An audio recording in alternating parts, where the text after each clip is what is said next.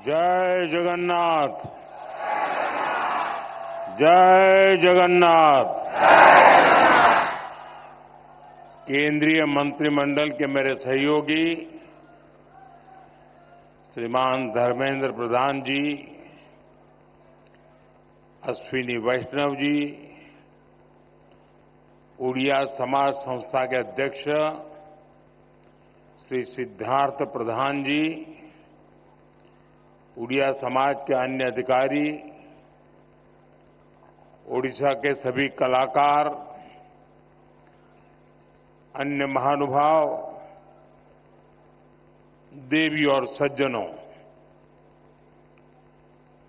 ओडिशार सबू भाइयों भावनी मानकू मोर नमस्कार एवं जोहार। ओडिया संस्कृति के महाकुंभ ओडिशा पर्व 2024 को आसी म गर्भित आपण मानकू भेटी मु बहुत आनंदित। मैं आप सबको और ओडिशा के सभी लोगों को ओडिशा पर्व की बहुत बहुत बधाई देता हूं। इस साल स्वभाव कवि गंगाधर मेहर की पुण्यतिथि का शताब्दी वर्ष भी है। मैं इस अवसर पर उनका पुण्य स्मरण करता हूं, उन्हें श्रद्धांजलि देता हूं। मैं भक्त दासिया बावरी जी, भक्त सालवेग जी, उड़िया भागवत की रचना करने वाले श्री जगन्नाथ दास जी को भी आदरपूर्वक नमन करता हूं। ओडिशा निजर सांस्कृतिक विविधता द्वारा भारत को जीवंत रखी बारे बहुत बड़ा भूमिका प्रतिपादन करी छी। साथियों, ओडिशा हमेशा से संतों और विद्वानों की धरती रही है।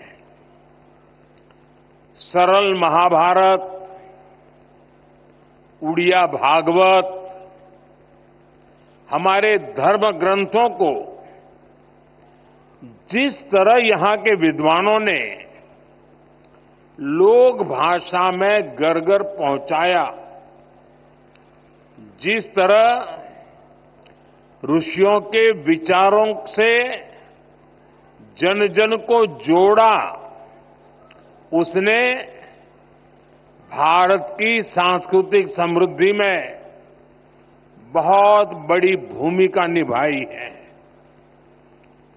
उड़िया भाषा में महाप्रभु जगन्नाथ जी से जुड़ा कितना बड़ा साहित्य है। मुझे भी उनकी एक गाथा हमेशा याद रहती है। महाप्रभु अपने श्री मंदिर से बाहर आए थे और उन्होंने स्वयं युद्ध का नेतृत्व किया था।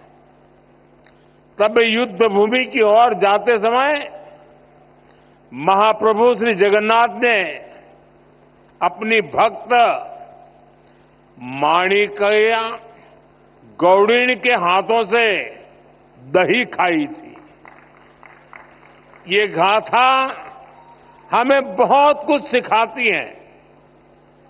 ये हमें सिखाती है कि हम नेक नियत से काम करें तो उस काम का नेतृत्व खुद ईश्वर करते हैं। हमेशा, हर समय, हर हालत में ये सोचने की जरूरत नहीं है कि हम अकेले हैं। हम हमेशा +1 होते हैं। प्रभु हमारे साथ होते हैं। ईश्वर हमेशा हमारे साथ होते हैं। साथियों, ओडिशा के संत कवि भीम भोई ने कहा था, मो जीवन पछे नर के, पड़ी थाउ जगत उद्धार हेऊ। भाव ये कि मुझे चाहे जितने ही दुख क्यों न उठाने पड़े, लेकिन जगत का उद्धार हो, यही उड़ीसा की संस्कृति भी है। ओडिशा सबू जुगरे समग्र राष्ट्र एवं पूरा मानव समाज रा सेवा करी छी। यहां पूरी धाम ने एक भारत श्रेष्ठ भारत की भावना को मजबूत बनाया।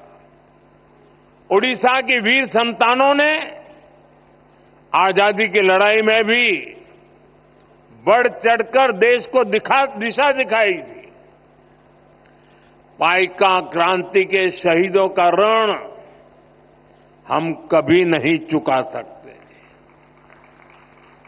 ये मेरी सरकार का सौभाग्य है कि उसे पाइका क्रांति पर स्मारक डाक टिकट और सिक्का जारी करने का अवसर मिला था।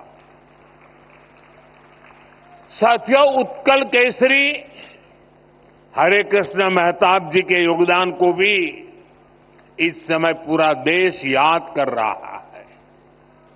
हम व्यापक स्तर पर उनकी 125वीं जयंती मना रहे हैं।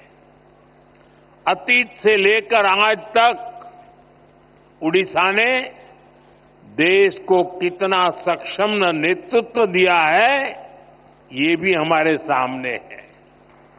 आज उड़ीसा की बेटी आदिवासी समुदाय की द्रौपदी मुर्मू जी भारत की राष्ट्रपति है। ये हम सभी के लिए बहुत ही गर्व की बात है। उनकी प्रेरणा से आज भारत में आदिवासी कल्याण की हजारों करोड़ रुपयों की योजनाएं शुरू हुई हैं। और ये योजनाएं सिर्फ ओडिशा के ही नहीं, बल्कि पूरे भारत के आदिवासी समाज का हित कर रही है। साथियों, ओडिशा माता सुभद्रा के रूप में नारी शक्ति और उसके सामर्थ्य की धरती है। ओडिशा तभी आगे बढ़ेगा जब ओडिशा की महिलाएं आगे बढ़ेगी। इसलिए कुछ ही दिन पहले मैंने ओडिशा की अपनी माताओं बहनों के लिए सुभद्रा योजना का शुभारंभ किया था। इसका बहुत बड़ा लाभ ओडिशा की महिलाओं को मिलेगा। उत्कलर ये ही महान सुपुत्र मानंकर विषयरे देश जाणु एवं सेमानंक जीवन रू प्रेरणा नेऊ एथी निमंते ए परी आयोजनर बहुत अधिक गुरुत्व रही छे। साथियों, इसी उत्कल ने भारत के समुद्री सामर्थ्य को नया विस्तार दिया था। कल ही उड़ीसा में बाली यात्रा का समापन हुआ है। इस बार भी 15 नवंबर को कार्तिक पूर्णिमा के दिन से कटक में महानदी के तट पर इसका भव्य आयोजन हो रहा था। बाली यात्रा प्रतीक है कि भारत का उड़ीसा का सामुद्रिक सामर्थ्य क्या था।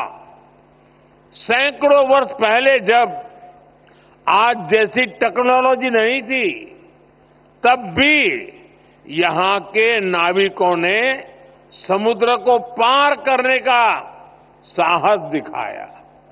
हमारे यहां के व्यापारी जहाजों से इंडोनेशिया के बाली, सुमात्रा, जावा जैसे स्थानों की यात्राएं करते थे। इन यात्राओं के माध्यम से व्यापार भी हुआ और संस्कृति की भी एक जगह से दूसरी जगह पहुंची। आज ही विकसित भारत संकल्प सिद्धि निमित्त ओडिशार सामुद्रिक शक्तिर महत्वपूर्ण भूमिका अच्छी। साथियों, ओडिशा को नई ऊंचाई तक ले जाने के लिए 10 साल से चल रहे अनवरत प्रयास आज ओडिशा के लिए नए भविष्य की उम्मीद बन रहे हैं। 2024 में ओडिशा वासियों के अभूतपूर्व आशीर्वाद ने इस उम्मीद को नया हौसला दिया है। हमने बड़े सपने देखे हैं, बड़े लक्ष्य तय किए हैं। 2036 में ओडिशा राज्य स्थापना का शताब्दी वर्ष मनाएगा। हमारा प्रयास है कि ओडिशा की गिनती देश के सशक्त, समृद्ध और तेजी से आगे बढ़ने वाले राज्यों में हो। साथियों, एक समय था जब भारत के पूर्वी हिस्से को, ओडिशा जैसे राज्यों को पिछड़ा कहा जाता था, लेकिन मैं भारत के पूर्वी हिस्से को देश के विकास का ग्रोथ इंजन मानता हूं। इसलिए हमने पूर्वी भारत के विकास को अपनी प्राथमिकता बनाया है। आज पूरे पूर्वी भारत में कनेक्टिविटी के काम हो, स्वास्थ्य के काम हो, शिक्षा के काम हो, सभी में तेजी लाई गई है।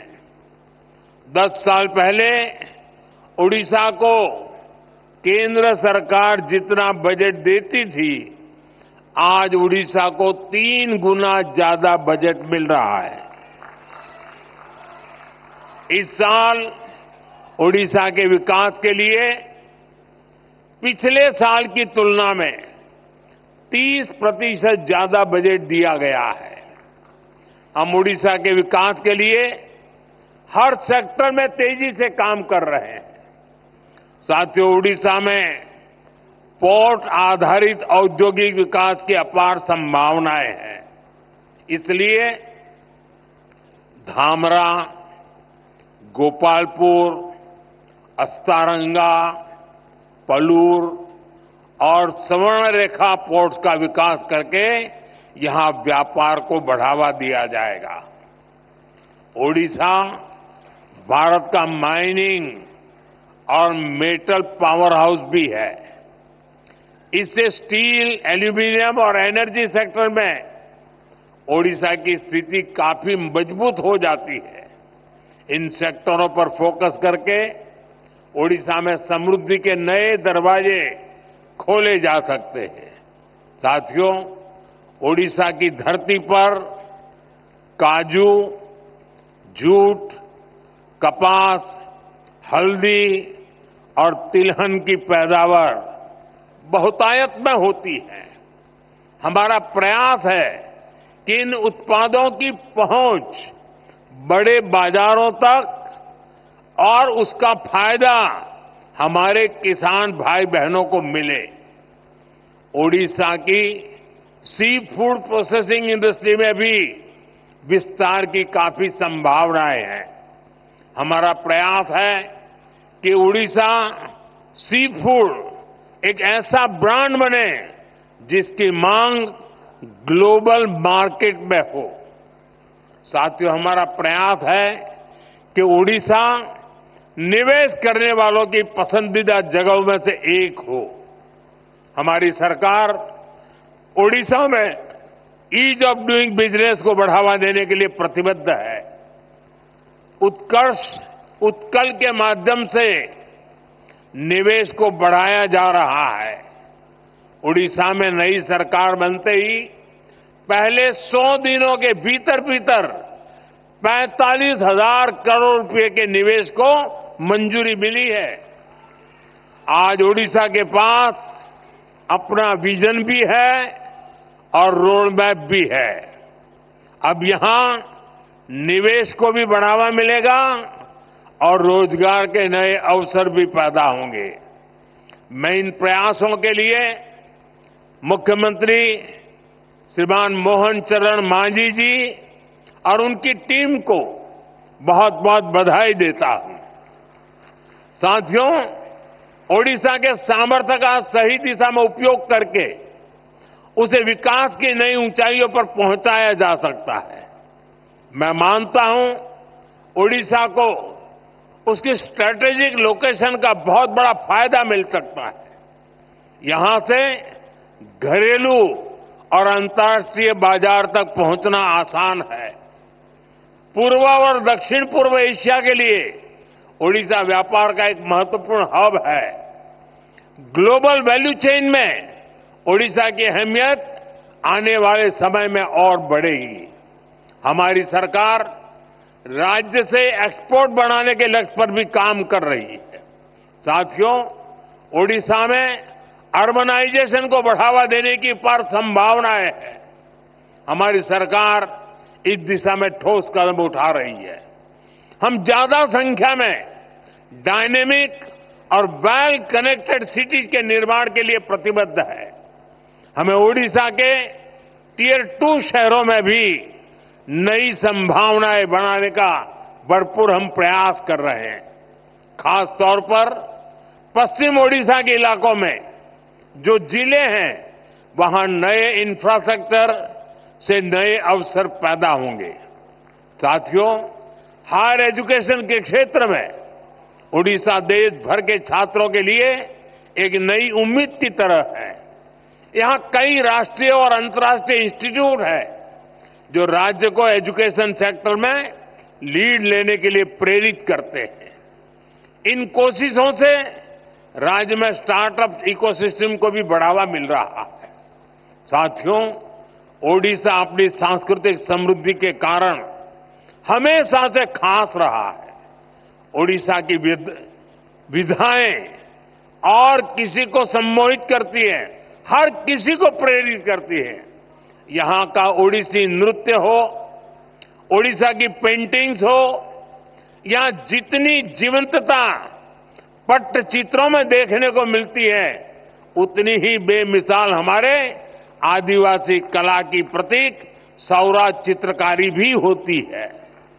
संबलपुरी, बोमकाई और कोटपात बुनकरों की कारीगरी भी हमें ओडिशा में देखने को मिलती है। हम इस कला और कारीगरी का जितना प्रसार करेंगे, उतना ही इस कला को संरक्षित करने वाले उड़िया लोगों को सम्मान मिलेगा। साथियों, हमारे ओडिशा के पास वास्तु और विज्ञान की भी इतनी बड़ी धरोहर है। कोणार्क का सूर्य मंदिर, इसकी विशालता, इसका विज्ञान, लिंगराज और मुक्तेश्वर जैसे पुरातन मंदिरों का वास्तु, ये हर किसी को आश्चर्यचकित करता है। आज लोग जब इन्हें देखते हैं तो सोचने पर मजबूर हो जाते हैं कि सैकड़ों साल पहले भी ओडिशा के लोग विज्ञान में इतने आगे थे। साथियों, ओडिशा पर्यटन की दृष्टि से अपार संभावनाओं की धरती है। हमें इन संभावनाओं को धरातल पर उतारने के लिए कई आयामों में काम करना है। आप देख रहे हैं, आज ओडिशा के साथ साथ देश में भी ऐसी सरकार है जो ओडिशा की धरोहरों का, उसकी पहचान का सम्मान करती है। आपने देखा होगा, पिछले साल हमारे यहां G20 का सम्मेलन हुआ था। हमने G20 के दौरान इतने सारे देशों के राष्ट्राध्यक्षों और राजनयिकों के सामने सूर्य मंदिर की ही भव्य तस्वीर को प्रस्तुत किया था। मुझे खुशी है कि महाप्रभु जगन्नाथ मंदिर परिसर के सभी 4 द्वार खुल चुके हैं। मंदिर का रत्न भंडार भी खोल दिया गया है। साथियों, हमें ओडिशा की हर पहचान को दुनिया को बताने के लिए भी और भी इनोवेटिव कदम उठाने हैं। जैसे हम बाली यात्रा को और पॉपुलर बनाने के लिए बाली यात्रा दिवस घोषित कर सकते हैं, उसका अंतर्राष्ट्रीय मंच पर प्रचार कर सकते हैं। हम ओडिसी नृत्य जैसी कलाओं के लिए ओडिसी दिवस मनाने की शुरुआत कर सकते हैं। विभिन्न आदिवासी धरोहरों को सेलिब्रेट करने के लिए भी नई परंपराएं शुरू की जा सकती है। इसके लिए स्कूल और कॉलेजों में विशेष आयोजन किए जा सकते हैं।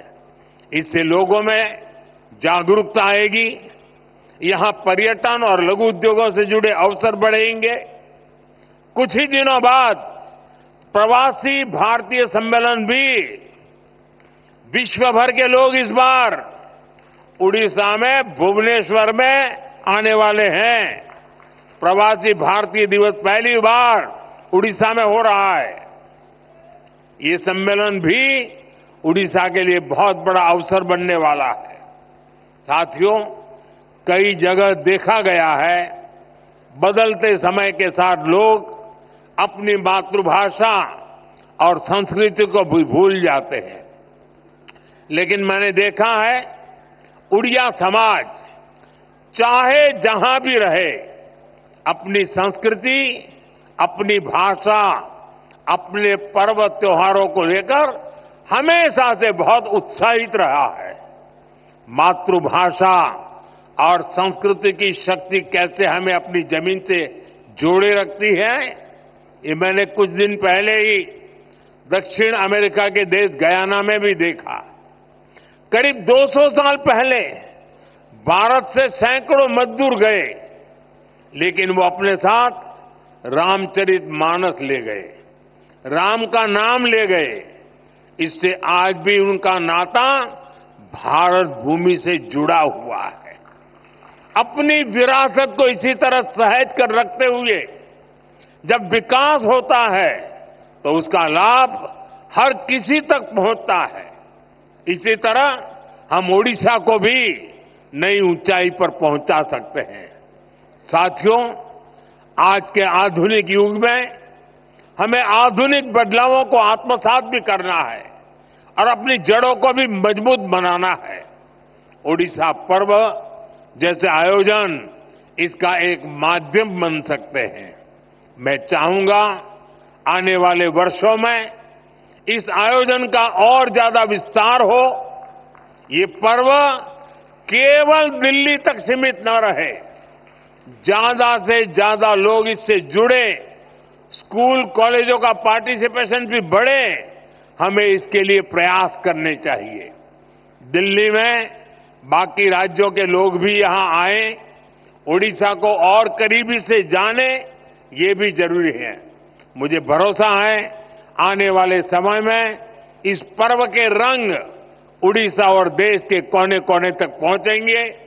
ये जन भागीदारी एक बहुत बड़ा प्रभावी मंच बनेगा। इसी भावना के साथ मैं एक बार फिर आप सभी को बधाई देता हूं। आप सबका बहुत बहुत धन्यवाद। जय जगन्नाथ।